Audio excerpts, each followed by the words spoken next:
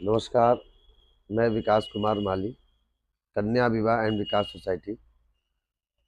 आप तमाम दर्शकों से एवं मीडिया बंधुओं से आग्रह करना चाहता हूँ कि किसी भी तरह का अफ़वाह या गलत मैसेज संस्थान के बारे में न दें।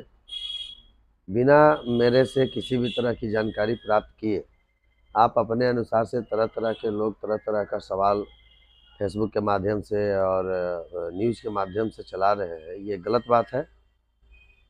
अगर आप लोगों को लगता है कि यह सामूहिक विवाह का आयोजन करके अगर मैं गलत किया हूँ, तो आप लोग पर्सनली मेरे से आके बात पूछें या मेरे से कोई जवाब लें।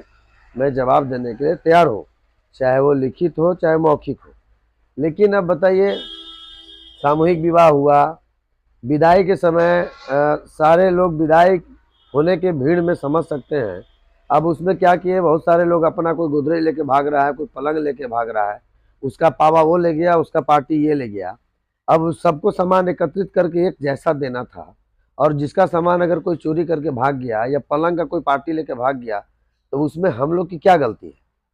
उसके बावजूद भी जितने लोगों को हम लोगों ने सामान उस दिन में रोका, शाम तक दे के विदा किया।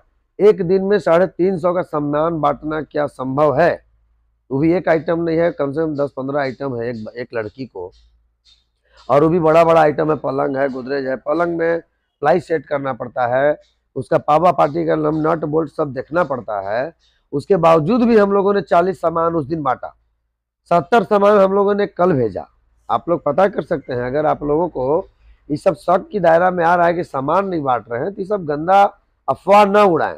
अफवाह उड़ानी होगी तो हफ्ता दिन 10 दिन का टाइम है, उसके बाद आप लोग जांच कीजिए ना। हम तो सभी पदाधिकारी के यहाँ भी दिए हुए हैं उसका एक कॉपी है कि इतना संख्या में हमारा रजिस्ट्रेशन हुआ है लड़कियों का, जिसमें मैंने बाल विवाह के रूप में इतना छांटा है, दूसरा विवाह के रूप में भी कुछ कुछ लोग छटाए हैं, कुछ लोग लहंगा और शेरवानी खोल के भी भागे हैं। तो आप लोग गढ़वावासी मुझे सपोर्ट करें कि मैं बाल विवाह और दहेज प्रथा को समाप्त करने में सफल हो सकूं, या वैसे अनाथ गरीब माता पिता जो अपनी बेटी की विवाह नहीं कर पा रहे हैं, वैसे लोगों का मैं विवाह कर सकूं।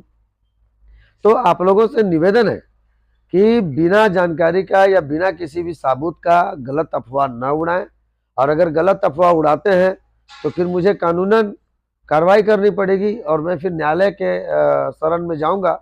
उसके बाद फिर उनका जो भी निर्णय आएगा उस पर मैं किसी से बात करूंगा। धन्यवाद।